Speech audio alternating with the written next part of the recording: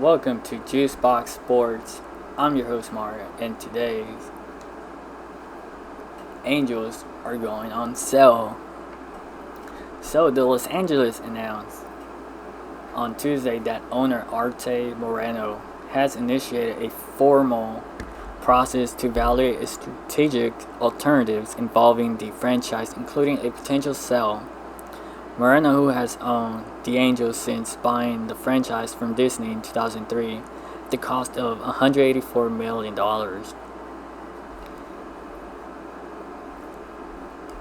If Moreno's process does result in a sale that develop will have major repercussions throughout the league, in no small part because it could clear the way for a Shohei Ohtani trade. Rival front offices believe that the biggest hurdle to an Ohtani trade would be getting Moreno to sign off on it. If he's out of the picture, the odds of an off-season deal would increase. It's fair to wonder why an incoming owner would be okay trading one of the best players in baseball, but the situation is comparable to what Washington Nationals faced in the past deadline with Juan Soto. Ohtani, 28-year-old, is a year away from free agency, at which point he's starting to demand a massive contract. The new owner will already have several large obligations on the book, including those given to Mike Trout and Anthony Rendon, and will likely to have a leverage themselves financially in order to complete the purchase. As a result, they may shy away from another big contract, especially if they take a realistic view of where the Angels stand competitively. The last point is crucial because Ohtani, a two-way sensation and the reigning AL MVP, has a say in where he will play after next season. He's publicly stated that his top priority is to win games, making it possible, if not downright probable, that the Angels are far down on his list of preference suitors. Let's say the next Angel owner accepts the reality and that Ohtani is placed on the block this offseason. Just which teams are best positioned to land him in a trade where here are 5 that jump to mind, presented below in perceived order of likelihood. LA Dodgers. The Dodgers have been enamored with Ohtani dating back to when they tried to sign him out of high school. He chose to play professionally in Japan instead of, but it's unlikely the Dodgers harbor an ill will about his decision. Top executive Andrew Friedman is no longer is no stranger to making decisions in blockbusting trades, and his best in show player development apparatus has once again armed him with an war chest of top youngsters to offer to the Angels.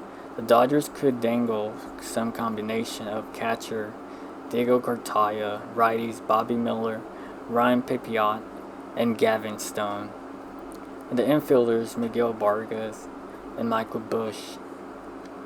The one potential snag in an Angels pursuit is if the Angels elect against moving Ohtani to their biggest geographical rival. The New York Mets have a lot of things working in their favor. Owner Stephen Cohen has demonstrated time and again that he's willing to spend big on top talent. General Manager Billy Epler is the same executive who signed Ohtani in the first place, and the Mets have several notable youngsters that could float the Angels away. The group includes rookie third baseman Brett Baty and catcher Francisco Alvarez, who is one of the best prospects in the game.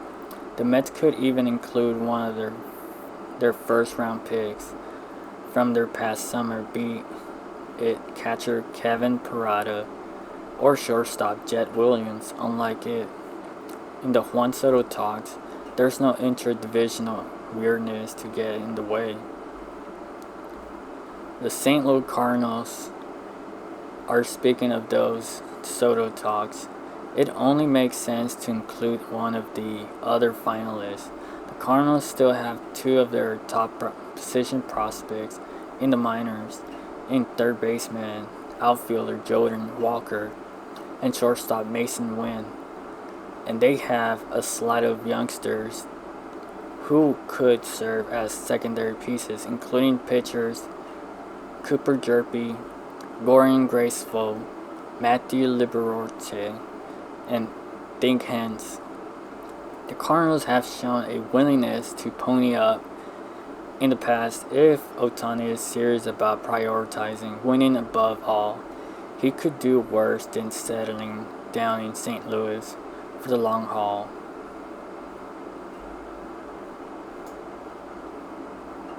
The Yankees are tough to get a read of one of these situations.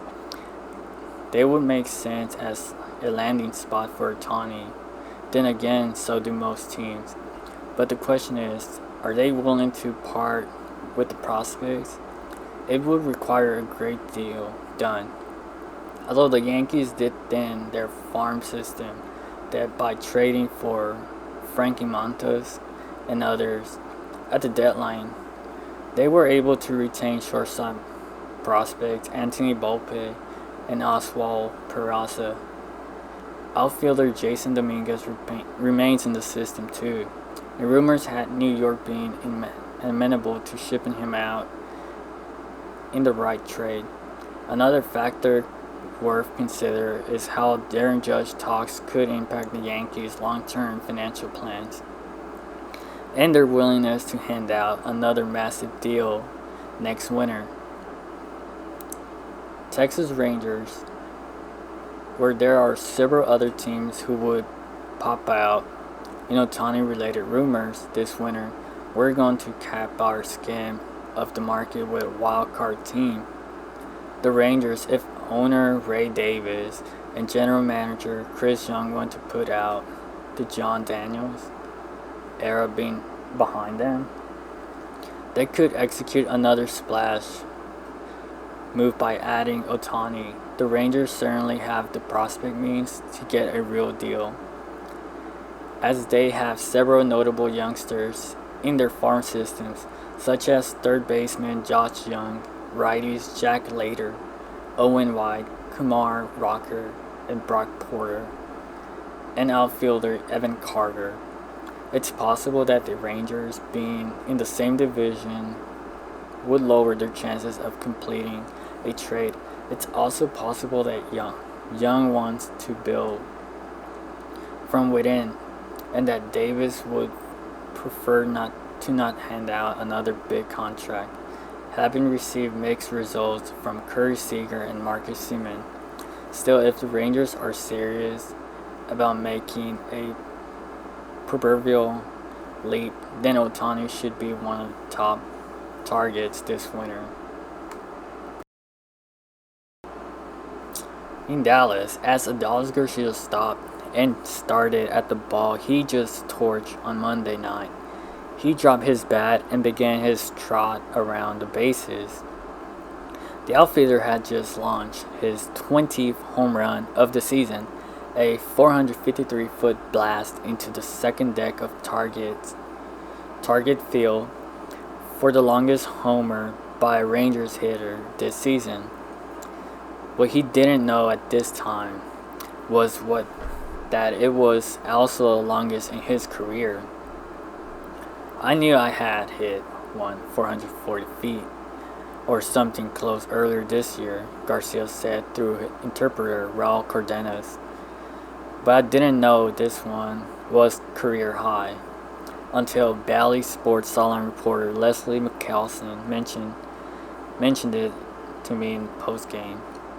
For all of Garcia's flair in the moment, his solo shot could have come at a better time. He tried the game in the fifth inning for the 2-1 Rangers win over the Twins. Texas secured a series victory over Minnesota, taking 3 of the 4 games from an AL Central club. That was big, interim manager Tony Beasley said of Garcia's homer. That tied the ball game, and we needed it that because I did not want to enter the 5th or 6th inning against a ball club down because what they can do in the bullpen.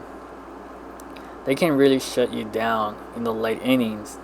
An RBI single from Corey Seager in the 6th inning will ultimately be the difference maker. Garcia extended his career hitting streak to 19 games. With his homer during those 19 games, he's gone 23 for 77, a 299 batting average, its longest active streak in Major League Baseball, the longest by any outfielder in 2022. With the homer, he also tied Elvis Andrus in 2018 and Adrian Beltre in 2011 for the longest hitting streak by a Rangers batter in the past 12 seasons. The longest hitting streak in Texas history is held by Gabe Kapler, 28 games in 2000. Adolis is a dynamic player, Beasley said. That's number one. When he puts his mind to something and when he's focused, he can do some special things on the baseball field in all aspects. So it doesn't surprise me anything that he does. Nothing that he can do on the baseball field surprises me, whether it's a hit streak or making an unbelievable play or stealing bases. He plays the whole game. He has the mindset about it. He can grab another gear when he needs it. He's just exciting to watch. Garcia has thrived since the All-Star break, especially on the road in 18 games away from Globe Life Field. In the second half of the season, he's hitting 319, 23 for 72, 5 doubles, 5 homers, and 15 RBIs. His post-All-Star break surge is notable because of his struggles in the second half of his rookie year in 2021. During his first 80 games last season, he slashed 270, 312, and 527, with 840 OPS amid a breakout performance.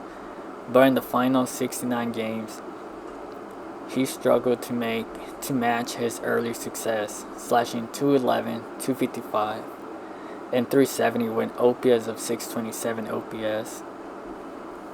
Beasley said, "It's been both mental and physical when it comes to describing Garcia's consistent this season. Mentally, he's adjusted to the grind of full 162 game season. But physically, he's learned to control the strike zone a little bit more and take his walks when they come to him. He's learned to shorten his swing when he needs to and drives the ball to all fields, especially with 2 strikes. I think last year's kind of took a toll on us, Garcia said. So this year has been a little different. This competitions, whatnot, has kept me going and kept the adrenaline going. I feel really good, and I'm just really content with where I'm at right now. I just want to continue doing what I have been doing. I'm not trying to do a lot, just trying to keep it simple mentally." Thank you for listening to the Juicebox Sports Podcast. Don't forget to subscribe to my podcast. Till next time.